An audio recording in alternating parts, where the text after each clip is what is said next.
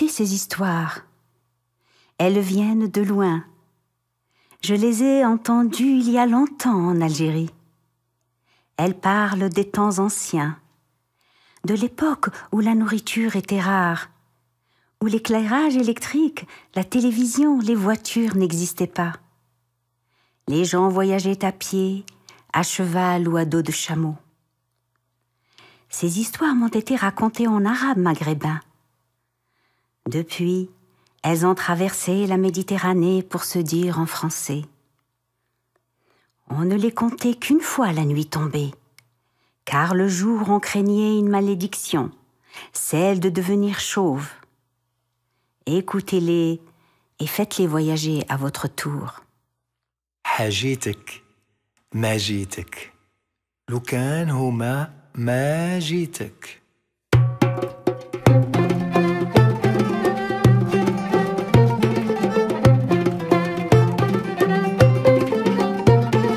حاجيتك ما جيتك لو كان هما ما جيتك حاجيتك ما جيتك لو كان هما ما جيتك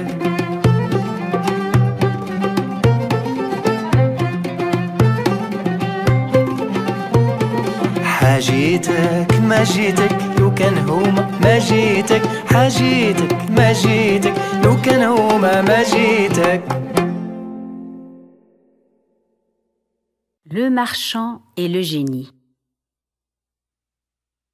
كان يا مكان في قديم الزمان. Il était une fois, dans les temps anciens, un riche marchand qui se préparait à entreprendre un long voyage pour son négoce. Muni de quelques provisions, il fait ses adieux à sa femme et ses enfants et prend la route. Il marche de ville en ville, de région en région, de contrée en contrée. Un jour, fourbu de fatigue, il s'installe à l'ombre d'un arbre où coule une source. Il sort de sa besace quelques dattes et un morceau de pain et mange tranquillement. Une bouchée de pain, une date, une bouchée de pain, une date, et hop, un noyau à droite, et hop, un noyau à gauche. Il se régale ainsi en jetant au hasard ses noyaux quand, soudain, une tornade s'élance dans sa direction. À la vitesse du vent, elle s'immobilise devant lui, tel un spectre de cendres et de poussière. Et tout aussi vite, la poussière se dissipe et laisse apparaître un génie menaçant, sabre à la main. « Tu vas mourir, homme !»« Pourquoi donc ?» demande le marchand tremblant de tout son corps.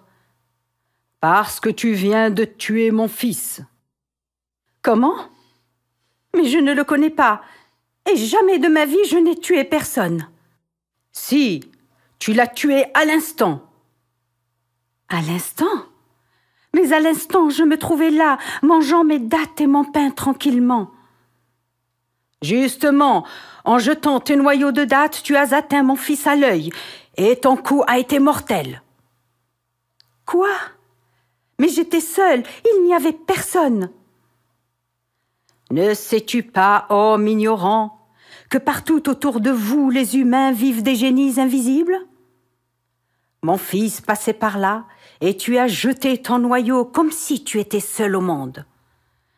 Tu vas payer pour ton crime.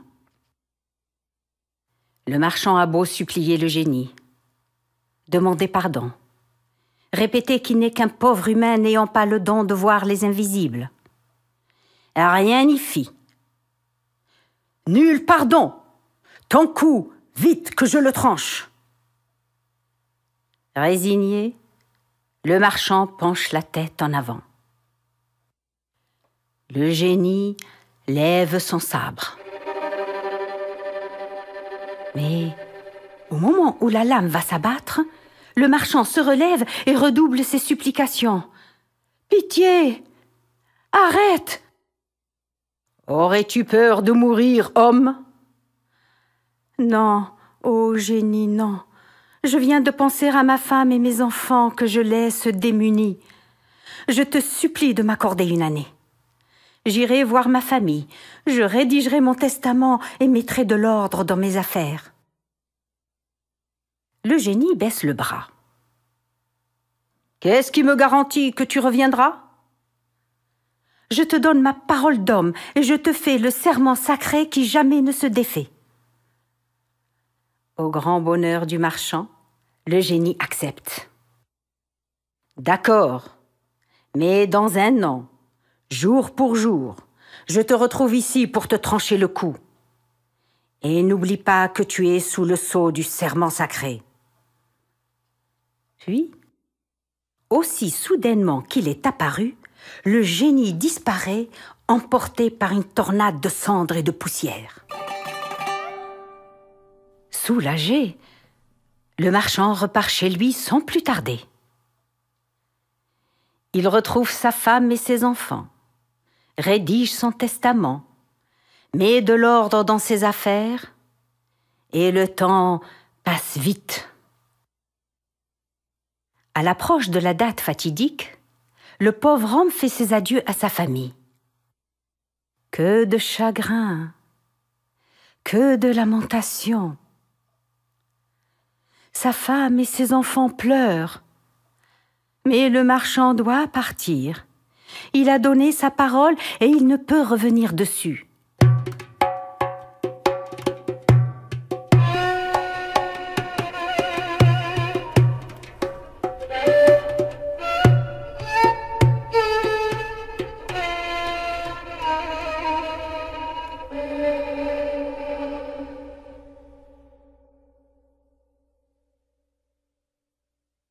Courageux, il prend la route, muni d'un linceul blanc pour son enterrement. Il marche, marche. Lorsqu'il parvient près de l'arbre et de la source, une année, jour pour jour, vient de s'écouler. Ses ablutions et sa prière faites, le marchand pose le linceul près de lui, en espérant qu'une fois le cou tranché, le génie l'y enveloppera avant de l'enterrer. Il attend le génie lorsqu'un homme se dirige vers lui. « Salut sur toi !» dit l'étranger. « Salut sur toi !» répond le marchand étonné. « Que fais-tu ici avec ce linceul et cette mine des jours de deuil ? » « J'attends ma mort. »« Comment ça ? Connaîtrais-tu l'heure de ta mort ? » ?»« Pas l'heure, mais le jour, oui, et c'est aujourd'hui. » Et le marchand raconte toute son histoire.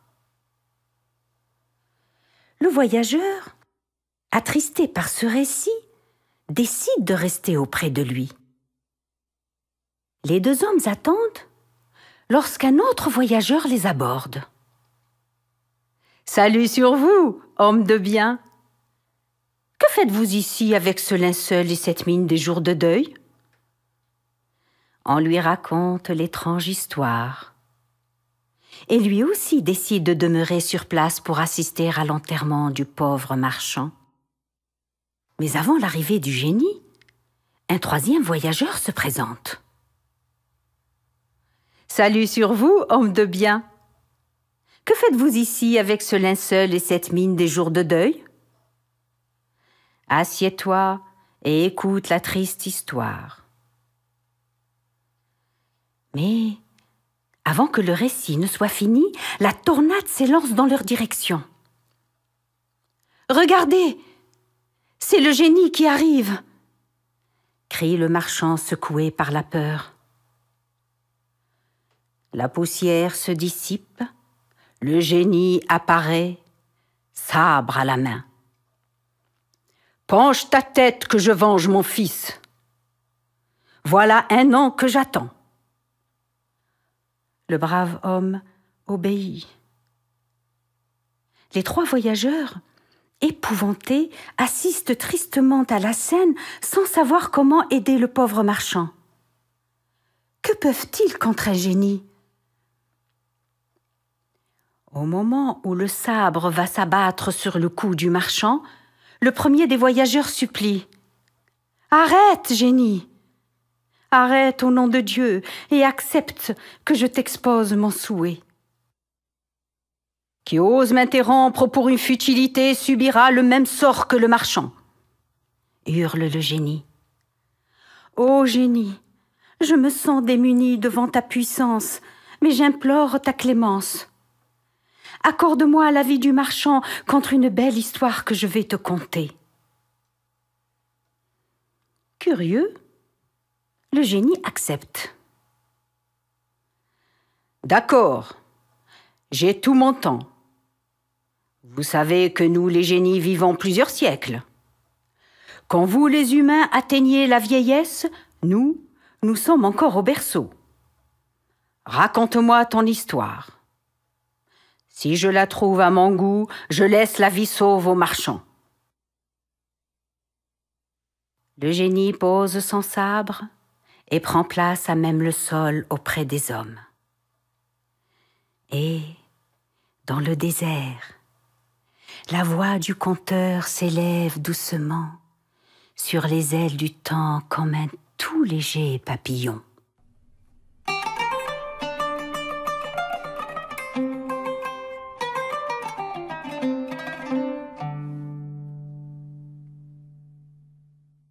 L'oiseau siffleur. كان يا مكان في قديم الزمان. Il était une fois dans les temps anciens, loin d'ici, loin du temps, un homme qui avait 2 épouses. La première lui avait donné 2 garçons, la seconde un seul.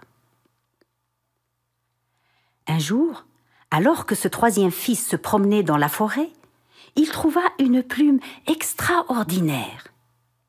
Elle chantait merveilleusement bien. Surpris mais très content, il s'empressa de la montrer à ses 2 aînés qui s'exclamèrent d'une seule voix. « Quel prodige! Montrons vite cette plume au sultan. Il nous en donnera sûrement une grosse récompense. » Aussitôt dit, aussitôt fait. Et les voilà devant le sultan ébahi. La voix de la plume s'éleva au-dessus des murmures et un chant d'une incroyable pureté envahit le palais tout entier.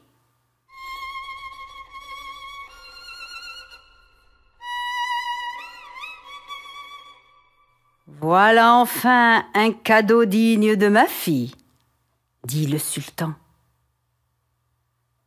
Mais, après avoir achevé son chant, la plume reprit en déclarant « Si vous ne me rapportez pas mon oiseau siffleur, je ne chanterai plus. » Le sultan, sous le charme, ne pouvait accepter une telle catastrophe. Le regard menaçant, il lança aux 3 garçons. « Je veux cet oiseau siffleur. Apportez-le-moi et votre fortune sera faite. Sinon, je vous trancherai le cou. » Le lendemain, dès l'aube, les 3 frères se hissèrent sur leurs montures et vifs comme l'éclair disparurent à l'horizon. Ils galopèrent, traversèrent villes et villages, empruntèrent de grands chemins et de petites routes. Ils allèrent partout. Hélas, sans succès. Un jour, fatigués, à la croisée des chemins, ils firent halte à l'ombre d'un arbre aux grandes feuilles vertes. Au moment de repartir, le cadet suggéra à ses aînés. « Mes frères, séparons-nous. Nous devons emprunter une route différente pour multiplier les chances de trouver l'oiseau siffleur. » Les 2 aînés lui répondirent d'une seule voix. Il nous est impossible de nous séparer. Mais toi, tu peux poursuivre ton voyage seul, si telle est ta volonté. Prenez donc cette route, et moi je prendrai celle-ci, proposa le cadet. Mais tâchons de repasser devant cet arbre. Ses feuilles nous renseigneront. Vertes, elles seront un bon présage. Mais jaunes ou sèches, elles nous indiqueront que l'un de nous est en danger et qu'il faut le secourir. Ils se séparèrent.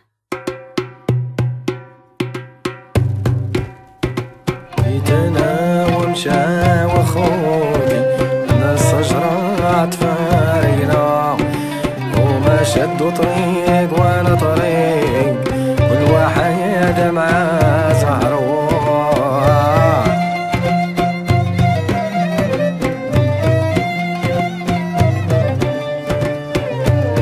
مشيت انا ومشاو خوتي. Les aînés, après avoir chevauché toute la journée, se retrouvèrent devant l'entrée d'un magnifique palais. Ils s'annoncèrent en criant « Viens, Rabbi, au nom de Dieu, l'hospitalité !» Dans ce palais vivaient des sœurs jumelles d'une incroyable beauté. C'étaient des princesses qui se ressemblaient comme deux gouttes d'eau. Elles s'étaient jurées de ne jamais se montrer en même temps pour que personne ne sache qu'elles étaient deux. C'est donc l'une d'elles qui reçut les deux garçons. « Soyez les bienvenus, étrangers. » Conduits par leur hôtesse, les frères admirèrent la beauté du palais avec ses colonnes, ses jardins et ses nombreuses fontaines enchantées. Mais ce qui les captiva le plus était l'éclat de la jeune femme. Elle rivalisait de beauté avec la lumière du soleil. Chacun des deux frères était tombé amoureux d'elle et rêvait déjà secrètement de l'épouser. Le dîner, savoureux, se déroula dans une ambiance chaleureuse et amicale. Au moment de se coucher, la princesse leur fit une étonnante proposition. « J'invite l'un d'entre vous à veiller avec moi jusqu'à l'aube. S'il parvient à résister au sommeil, je l'épouserai. Mais s'il vient à s'endormir, j'en ferai mon esclave. » Le premier accompagna donc la princesse dans ses appartements. Ils conversèrent, se délectèrent de boissons et de mets précieux, tandis que les heures s'écoulaient lentement. Mais voilà qu'au milieu de la nuit, la belle trouva un prétexte pour sortir. Le jeune homme n'eut même pas le temps de se languir qu'elle était déjà là, la mine rayonnante. Il ne pouvait se douter qu'il avait devant lui l'autre jumelle. La première était allée se coucher et la seconde l'avait remplacée. Il lutta tant qu'il put, mais le sommeil finit par le gagner. Il fut aussitôt marqué du sceau des esclaves. Le soir d'après, ce fut au tour du second de tenter sa chance. Ignorant tout du stratagème, il subit le même sort. Ainsi se termina la quête de l'oiseau siffleur pour ses deux frères.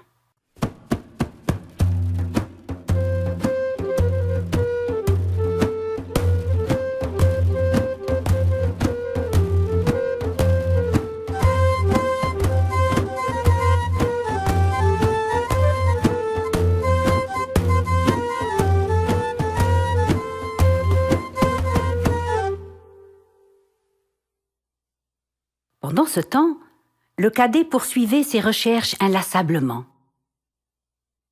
Un jour, le hasard le conduisit dans une région déserte où il s'abrita dans une grotte profonde.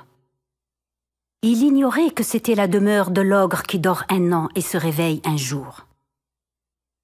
Cet ogre terrible, qui ne se réveillait qu'un jour par an, était réputé pour sa cruauté. Dans l'obscurité, Le jeune homme tâtonnait à la recherche d'un endroit confortable pour se reposer. Un monticule recouvert d'herbes sèches sembla lui convenir. Au moment de s'y installer, il sursauta. Le monticule montait et descendait comme un soufflet. Il respirait. « Diable, quelle est cette chose étrange ?» se demanda le jeune homme gagné par l'inquiétude. Cependant, il n'hésita pas. Il creusa et gratta. Peu à peu, sans le savoir, il mit à découvert l'ogre qui dort 1 an et se réveille un jour. Durant la longue année de sommeil, tout avait poussé sur le corps du monstre. La végétation, mais également ses cheveux, sa barbe, ses poils, et surtout ses ongles, qui finissaient plantés dans le sol comme des pieux. Le jeune homme, qui ignorait toujours qu'il avait devant lui un ogre, pensa courageusement. « Je ne sais à quel monde appartient cette créature, mais je ne peux l'abandonner ainsi engluée dans la terre. » Usant de ciseaux, d'un peigne et d'un rasoir, il tendit et rasa la créature avant de lui couper les ongles et de la laver.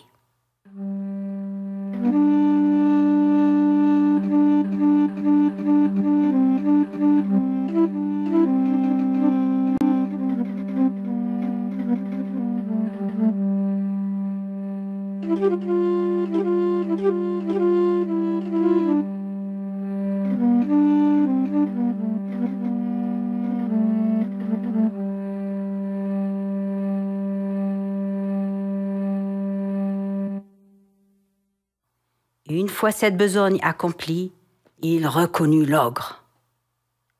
Il entreprit de s'enfuir, mais il était trop tard. Le monstre venait de se réveiller après son année de sommeil. Effrayé, le jeune homme eut juste le temps de se réfugier derrière un rocher. L'ogre sursauta de plaisir en constatant qu'il n'était plus fixé au sol et que sa toilette annuelle était faite. « Ah, quel bonheur! Qui a pu avoir ainsi pitié d'un ogre? Montre-toi sans crainte, toi qui as été bon pour moi. » Rassuré, le jeune homme se montra. « Demande-moi ce que tu veux, » dit l'ogre en le voyant. « À mon tour de te venir en aide, car désormais tu es mon frère. » « Je cherche l'oiseau siffleur, » expliqua le jeune homme tout à fait rassuré. Et il raconta toute son histoire. « Je sais où se trouve ce que tu cherches, » lui annonça l'ogre. « Cet oiseau appartient au sultan de la cité où le soleil brille. » Puis il ajouta.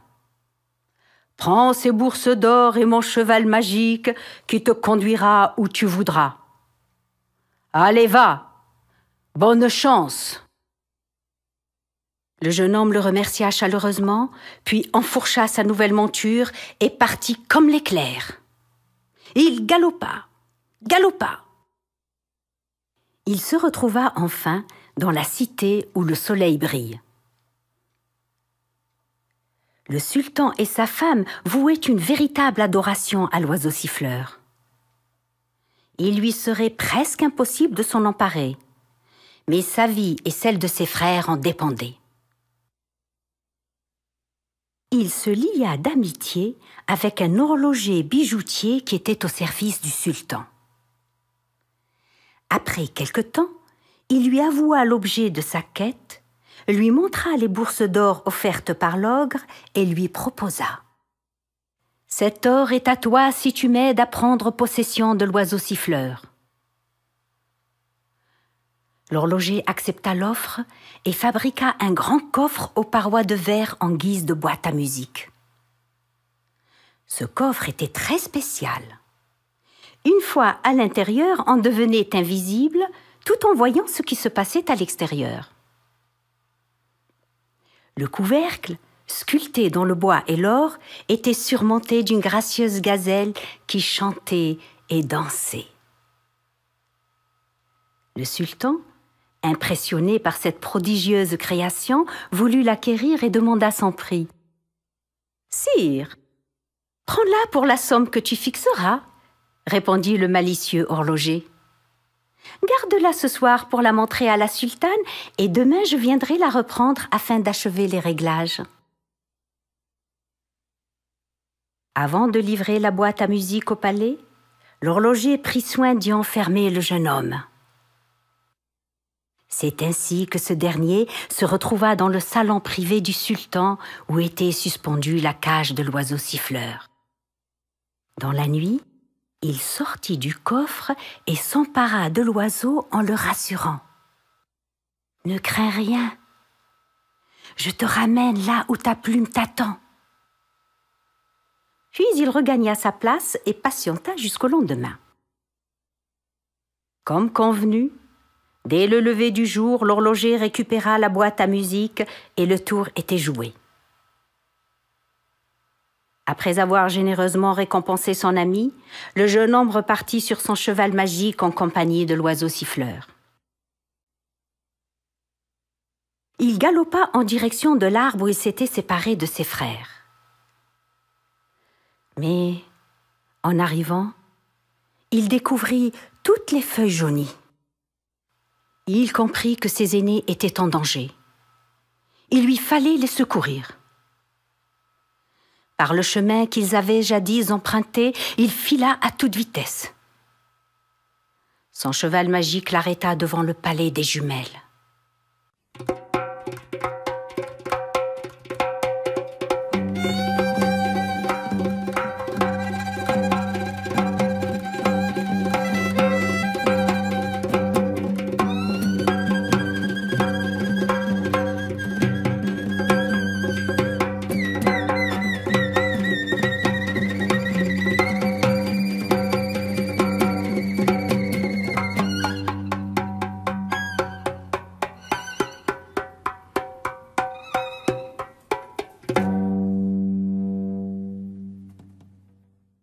Il s'annonça en criant « Viens, Rabbi, au nom de Dieu, l'hospitalité !» C'est l'une des deux sœurs qui le reçut. « Sois le bienvenu, étranger !» Tout comme ses frères, il put admirer la beauté de cette princesse, ainsi que la splendeur des lieux, avec les colonnes, les jardins et les nombreuses fontaines enchantées. Le soir, après lui avoir servi un dîner savoureux, la princesse lui dit « Je t'invite à veiller avec moi jusqu'à l'aube. Si tu résistes au sommeil, je t'épouserai. Mais si tu viens à t'endormir, je ferai de toi mon esclave. » À la différence de ses deux frères, comme il avait l'esprit affûté, il se douta d'un piège et répliqua « Mais je n'ai nulle intention de me marier. » « Alors tu choisiras ce que tu désires. » Voilà qui tombait bien. La veillée débuta. Ils conversèrent, se délectèrent de boissons et de mets précieux, et les heures s'écoulèrent. Au milieu de la nuit, la belle lui dit « Je dois m'absenter un instant. Je reviens immédiatement. » À ce moment, les doutes du jeune homme, qui demeurait attentif au moindre signe, se précisèrent. Il refusa net. Non, il était entendu que l'on veillerait tous les deux sans interruption. Je ne peux te permettre de quitter cette pièce. Contrainte, la princesse dut continuer à veiller avec lui. Peu à peu, ses paupières s'alourdirent et elle s'endormit. Au lever du jour, elle reconnut sa défaite. « Tu as gagné. Ordonne et j'obéis. » « Tu as une sœur jumelle, n'est-ce pas ? » Si c'est le cas, va donc la chercher et je vous dirai ce que je désire. » Les deux sœurs confondues se plièrent à la volonté du jeune homme. Elles libérèrent les deux frères, acceptèrent de les épouser et de les suivre.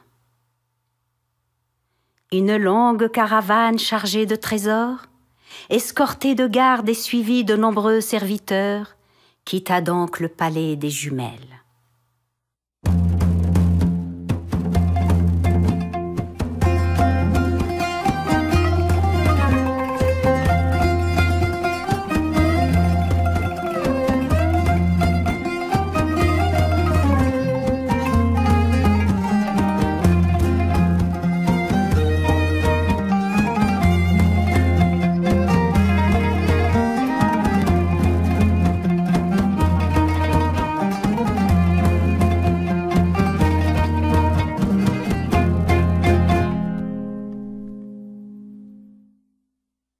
Dès leur arrivée, le jeune homme laissa ses frères auprès de leurs parents et se rendit au palais pour remettre l'oiseau siffleur au sultan. La plume, d'un vol léger, alla se replacer parmi les autres plumes. Ce fut alors qu'un miracle se produisit. L'oiseau siffleur, grâce à sa plume retrouvée, chanta de sa véritable voix, dont la mélodie était jusqu'alors inconnue. Une divine symphonie s'éleva dans le ciel et égaya le pays tout entier. Au bout d'un moment, le sultan sortit de son émotion et, reconnaissant, dit au jeune homme : « Je te dois une grande récompense. »« Non, mon seigneur, mes frères et moi sommes bien plus riches que toi à présent. J'entends te payer comme tu le mérites. Si tu y consens, je t'accorde la main de ma fille et la moitié de mon royaume. » La fille du sultan, plus belle que les jumelles réunies, plus belle que le soleil et la lune à la fois, en fut heureuse, et le mariage fut organisé dans la liesse. Et de loin, on pouvait entendre l'oiseau siffleur chanter, chanter.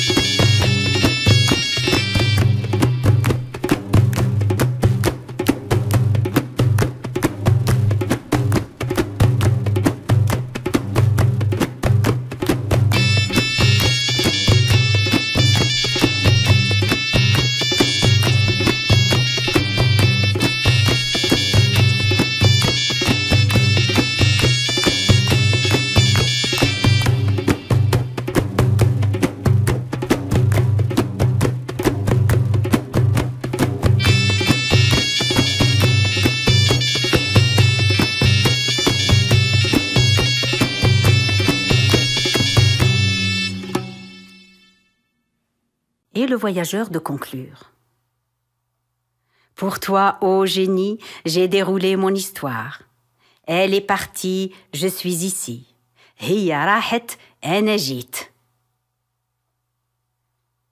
Le génie, qui semblait pourtant très captivé, se relève brusquement, saisit son sabre et affiche sa mauvaise foi en déclarant : « Ton conte est beau, mais il ne m'a pas suffisamment touché. Je ne peux t'accorder la vie du marchand. » À ces mots, le marchand qui écoutait, émerveillé, se souvient du funeste sort qui l'attend. Il refait sa prière et incline la tête. Au moment où le sabre va s'abattre sur lui, le deuxième voyageur crie : « Arrête, génie! J'implore ta clémence. Il m'est revenu une histoire, ô génie. Si ta bonté pouvait me permettre de te la raconter, et dans le cas où elle te plairait, de sauver la vie du marchand. »« J'ai tout mon temps. Raconte !» dit le génie. Il pose son sabre et prend place à même le sol auprès des hommes. Et dans le désert, la voix du deuxième conteur s'élève doucement sur les ailes du temps, comme un tout léger papillon.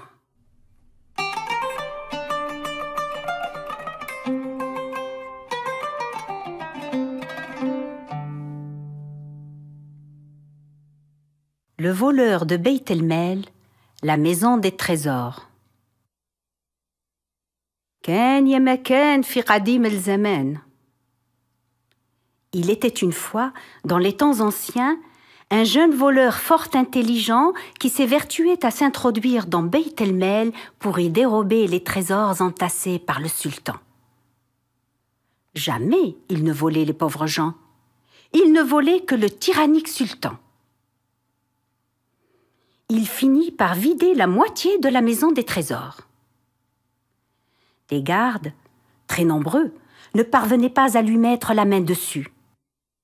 Cela provoquait de grandes colères chez le sultan, qui jetait son turban par terre et les insultait copieusement. « Incapable, fils d'incapable! Mais qu'ai-je fait au ciel pour avoir des gardes pareils ?» Un jour, le sultan eut une idée. Pour capturer le voleur, il demanda à ses gardes de badigeonner le sol de Beit el-Mel d'eau savonneuse et de colle. Ainsi, le voleur glisserait et se retrouverait fixé par terre. Or, ce voleur avait un frère cadet, simple d'esprit, qui voulait à tout prix l'imiter. Il dit à sa mère: « Maman, révèle-moi le secret de mon frère. Je veux faire comme lui et voler Beit el-Mel. » Et, malheureusement, la mère, ne tenant pas compte des recommandations de l'aîné, donna toutes les indications au simplet qui courut au palais et se faufila dans la maison des trésors. Dans sa précipitation, il s'étala de tout son long à cause du savant, se releva et se retrouva les pieds fixés au sol à cause de la colle. Son frère aîné, le subtil voleur, informé par sa mère, se rendit vite sur place avant même que les gardes ne le découvrent. Il y avait péril en la demeure. En effet, le sultan menaçait d'un châtiment toute la famille de celui qui se ferait prendre.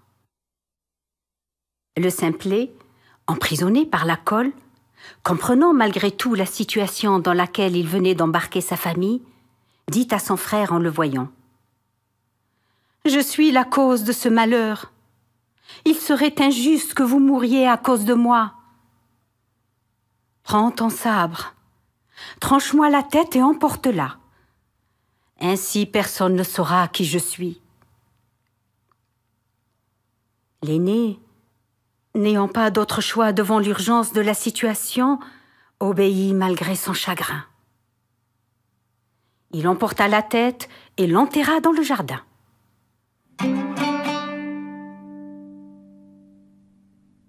Lorsque les gardes découvrirent un corps sans tête, effrayés, ils s'enfuirent et alertèrent le sultan. « Sire, nous avons trouvé! C'est une chose sans tête qui volait Beit el-Mel !»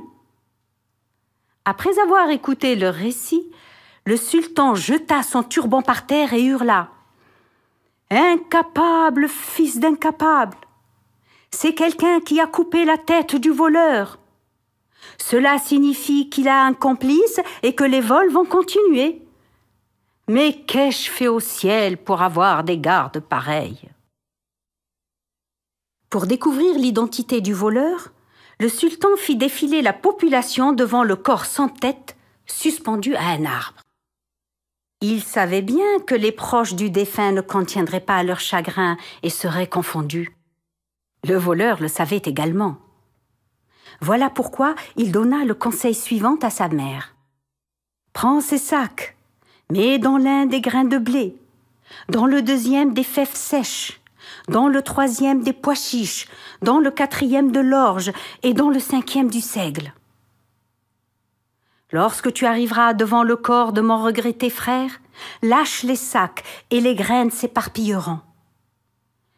Ainsi, tu donneras libre cours à tes émotions en pleurant haut et fort. » Et lorsque les gardes viendront t'interroger, dis-leur que tu pleures à cause de tes graines qui se sont mélangées. »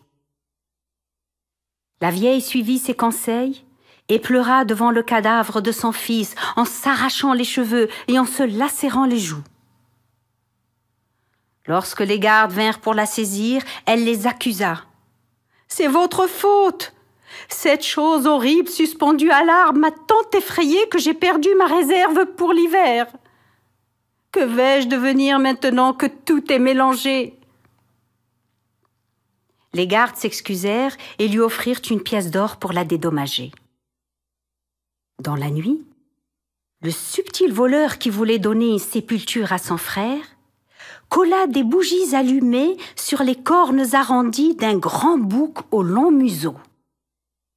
Il lâcha l'animal en direction des gardes qui surveillaient le cadavre, toujours suspendu à l'arbre.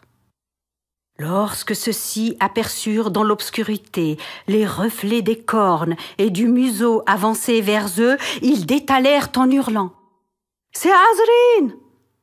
C'est Azrin, l'ange de la mort, qui vient emporter la dépouille pour les enfers !» Le voleur en profita pour récupérer le corps de son frère, qu'il enterra avec la tête. Le sultan était plus furieux que jamais. « Incapable, fils d'incapable, hors de ma vue !» Quelques jours après, le sultan, qui passait son temps à réfléchir aux moyens d'attraper le voleur, dit à ses gardes: « Je vais organiser un banquet. Invitez tous les hommes à dîner et servez du vin à profusion pour délier les langues. » Le crieur public annonça la nouvelle. « Écoutez, bonnes gens! Le sultan offre un festin, couscous et boissons. Vous êtes tous invités, les présents comme les absents. Que ceux qui sont ici le disent à ceux qui sont ailleurs. » Le voleur avait un point faible.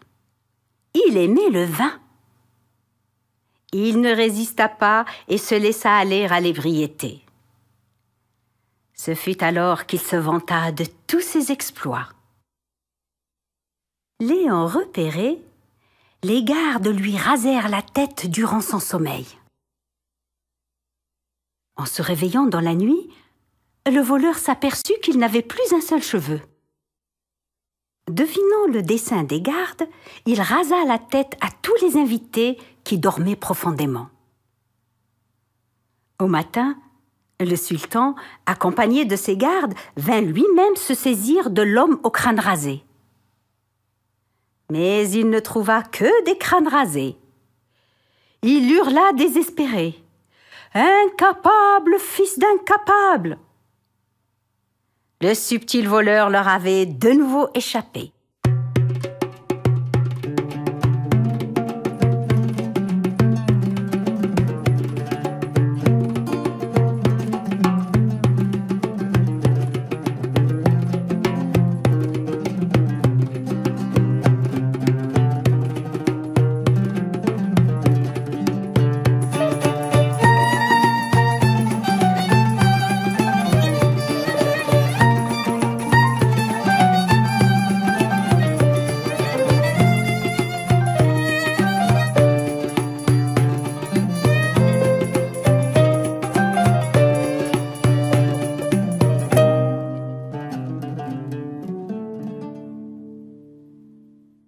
La fois suivante, le sultan échafauda un autre plan. « Emmenez au souk notre unique autruche. Déguisez-vous et ne montrez pas que vous êtes en train de la surveiller. Guettez celui qui sera tenté de la voler. Attrapez-le, ce sera lui le voleur de Beit el-Mel. » En ce temps-là, les autruches étaient rares. Et leur graisse était un remède précieux et coûteux. Le voleur apprit la nouvelle et, muni d'une outre percée remplie de fèves, se rendit au souk. Il passa devant l'autruche qui le suivit en picorant les fèves qui s'échappaient par les trous. Une fois derrière le mur, il se saisit de la bête, lui tordit le cou et l'emporta caché sous son burnous. Chez lui, dans la réserve, il la pluma, la désossa, la découpa en mettant de côté la précieuse graisse. Puis il fit promettre à sa mère d'être vigilante et de ne jamais révéler qu'il y avait de la graisse d'autruche dans la maison. Le sultan, informé du vol, jeta son turban par terre et cria « Incapable, fils d'incapable! Je vous ai dit de ne pas montrer que vous surveillez l'autruche. Je ne vous ai pas dit d'oublier de la surveiller. Ah, si seulement ce voleur avait été l'un de mes gardes, j'aurais eu la paix. » Et il ajouta « Allez me chercher la vieille Setoute !» On fit venir Setoute la rusée, qui déclara aussitôt « C'est facile. Celui qui a la graisse d'autruche est le voleur. Je vais vous le trouver. » Sans plus attendre, elle commença à visiter les maisons de la ville l'une après l'autre. Elle saluait les habitants et demandait de sa voix mielleuse « Bonjour, je cherche un peu de graisse d'autruche pour le sultan. Mesquine, le pauvre, il a mal au dos. » On lui répondait « Vieille femme, qui peut posséder un remède aussi précieux si le sultan lui-même ne le possède pas ?» De porte en porte, elle arriva chez la mère du voleur. « Honorable grand-mère, tu n'aurais pas un peu de graisse d'autruche pour le sultan ?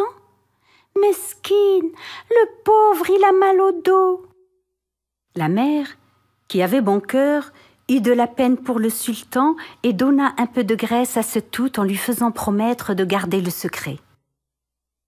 Au moment où la vieille sortait, le voleur entrait. Il l'interrogea. « Vieille femme, que tiens-tu dans les mains ?»« Rien, rien, » répondit-elle. « Si, je veux savoir, » insista le voleur. La mégère finit par lâcher. « C'est juste un peu de graisse pour le sultan qui a mal au dos. »« Minute, montre. »« Oh, ma mère manque vraiment de générosité. Le sultan mérite plus que ça. Viens, suis-moi, je vais t'en donner un peu plus. » Une fois dans la réserve, il lui coupa la langue. « Chienne, allez va, tu ne pourras plus parler maintenant. »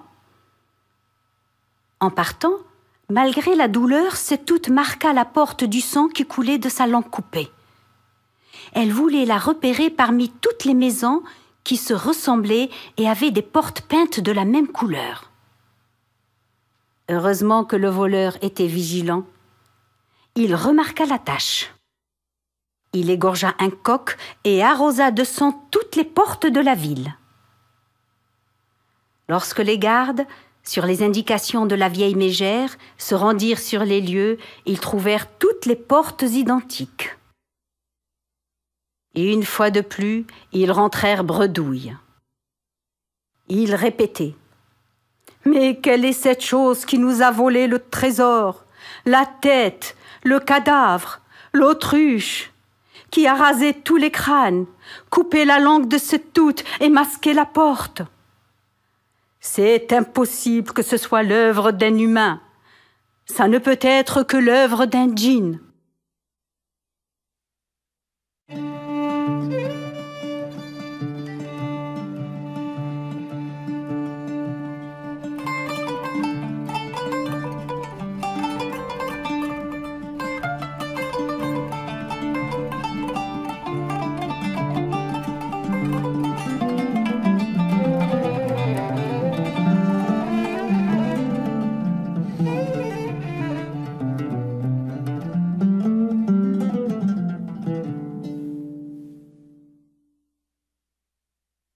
Le sultan, quant à lui, après avoir jeté son turban et hurlé sa colère, convoqua la cour et les gardes et leur fit part de son nouveau plan. « Un voleur de cette trempe ne résistera pas à la tentation de ramasser des pièces d'or éparpillées par terre. Cette fois, il ne nous échappera pas, car une armée gardera les yeux fixés sur les pièces d'or. Les gardes suivirent les indications et dispersèrent les dernières pièces de Beit el-Mel sur la grande route à la sortie de la ville.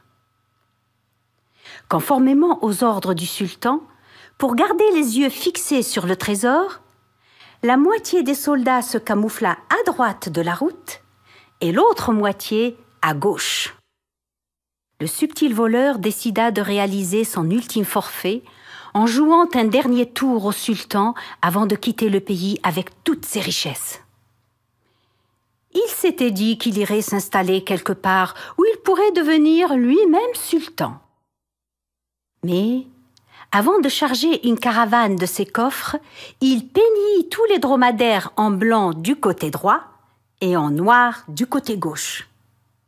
Puis il leur enduisit les coussinets de la plante des pieds avec du goudron. En bon fils, il emmena sa mère, qui trônait tout comme lui sur l'un des dromadaires. Ainsi, à chaque pas, chaque dromadaire de la longue caravane emportait des pièces qui se collaient au goudron. Imaginons 100 dromadaires.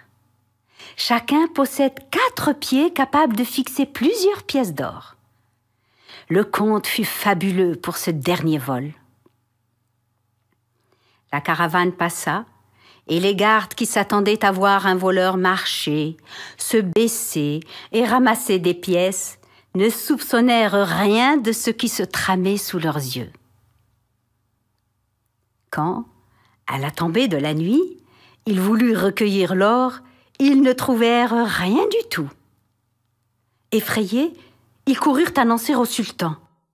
« Sire, nous sommes à présent certains que le voleur fait partie du monde invisible des génies. Nous avions les yeux fixés sur la route, et alors que personne n'a ramassé de pièces d'or, elles se sont volatilisées comme par magie. »« Incapable, fils d'incapable! Qui est passé par là ?» hurla le sultan en s'arrachant la barbe. « Seulement une caravane de dromadaires blancs !» déclarèrent les gardes qui avaient surveillé le côté droit de la route. « Non, c'est faux, c'était une caravane de dromadaires noirs !» protestèrent ceux qui avaient surveillé le côté gauche de la route. Les gardes commencèrent à se quereller en se contredisant. « C'étaient des dromadaires blancs !»« Non, des dromadaires noirs !»« Blancs !»« Noirs !»« Blancs !»« Noirs !» Pendant que les gardes se disputaient et que le sultan s'arrachait la barbe, le subtil voleur de Beit el-Mel était déjà très loin.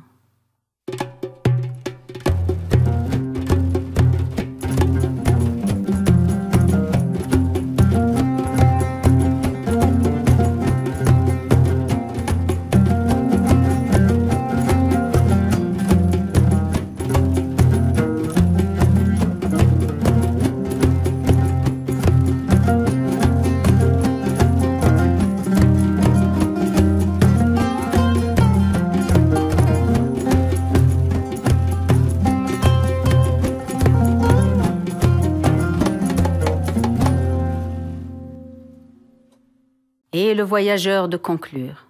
« Pour toi, ô génie, j'ai déroulé mon histoire. Elle est partie, je suis ici. Hiya rahet, ana jit. » Le génie, qui a pourtant bien ri en écoutant ce récit, se relève brusquement, saisit son sabre et, toujours de mauvaise foi, déclare à la surprise de tous. Ton conte est beau, mais il ne m'a pas suffisamment touché. Je ne peux t'accorder la vie du marchand. Le marchand, qui avait repris espoir, s'adresse à ses amis.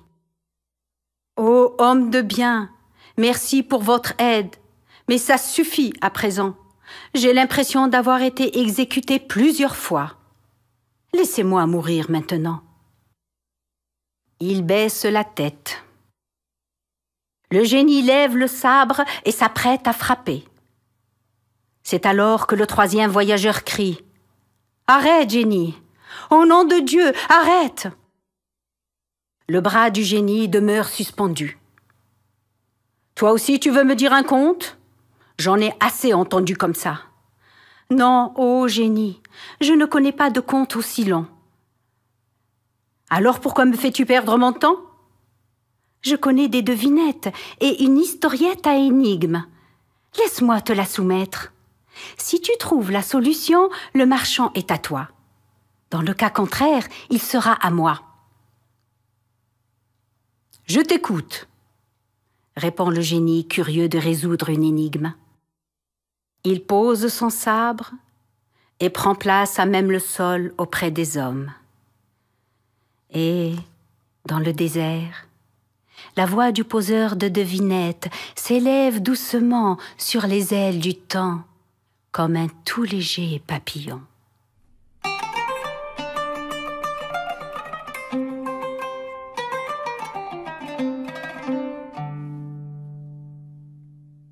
Le cheval du sultan.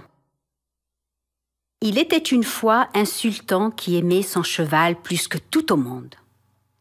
Hélas, l'animal tomba malade. Le sultan, qui perdit la raison, avertit d'un ton menaçant. « Celui qui m'annoncera la mort de mon cheval, je lui ferai trancher le cou. »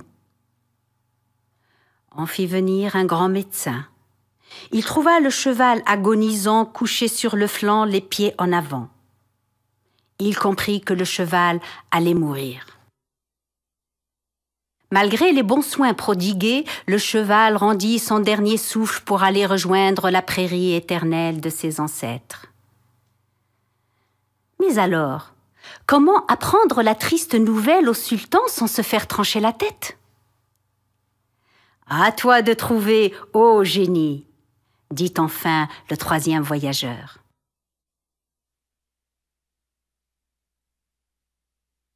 Le génie a beau se creuser la tête, il ne trouve pas la solution.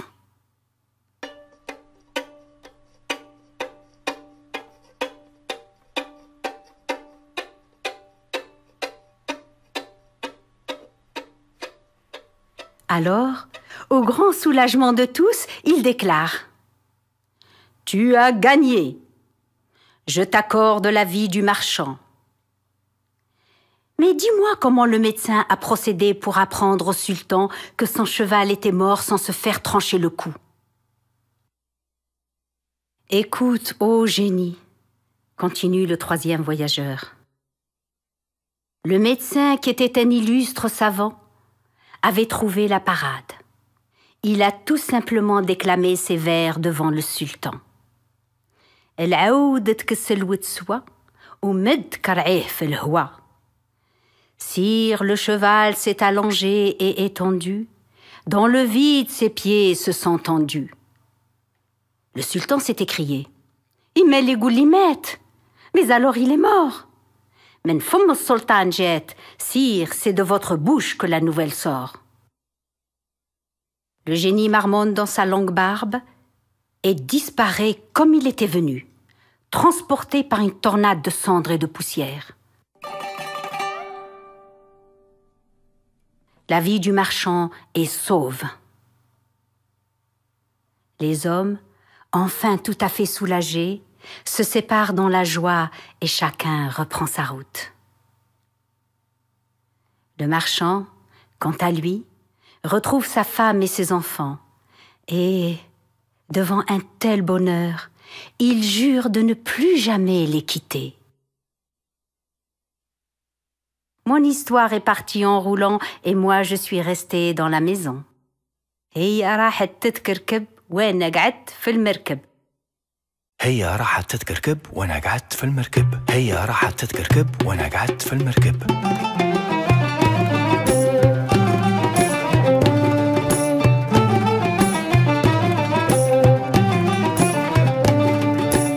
هي راحت تتكركب وانا قعدت في المركب. هي راحت تتكركب وانا قعدت في المركب. هي راحت تتكركب وانا قعدت في المركب. هي راحت تتكركب وانا قعدت في المركب. هي راحت تتكركب وانا قعدت في المركب. هي راحت تتكركب وانا قعدت في المركب. هي راحت تتكركب وانا قعدت في المركب.